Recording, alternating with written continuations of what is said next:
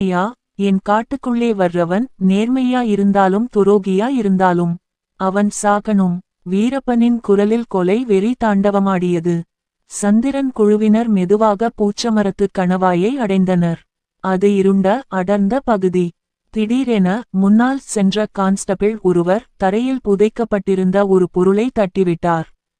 Click என்ற ஒரு சத்தம்.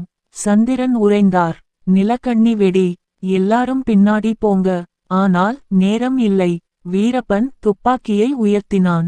சந்திரன் தன்னை மறைத்துக் கொள்ளும் முன் டமார் என்ற சத்தத்துடன் வீரப்பன் சுட்டான். அந்த குண்டு சந்திரனின் கவச உடையை துளைத்து அவரது நெஞ்சின் குறுக்கே ஆழமாக பாய்ந்தது.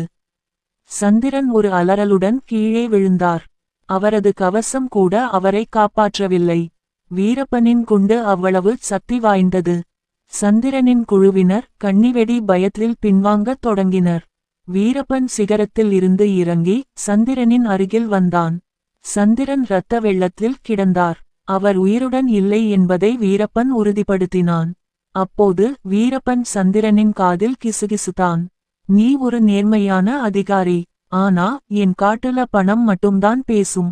உன் மரணம் எனக்கு பதவி உயர்வு.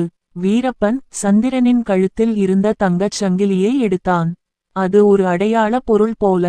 அன்றைய மாலை இந்தச் செய்தி தமிழகம் மற்றும் கர்நாடகாவின் தலைநகரங்களை தாக்கியது. ஒரு மூத்த வன அதிகாரி வீரப்பனால் படுகொலை செய்யப்பட்ட செய்தி அரசுகளை உலுக்கியது.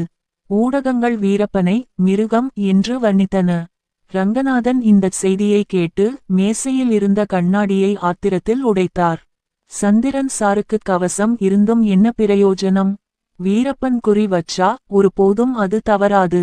அன்றிலிருந்து வீரப்பனை பிடிக்க சிறப்பு அதிரடிப்படை STF என்ற ஒரு மிகப்பெரிய அமைப்பு உருவாக்கப்பட வேண்டும்.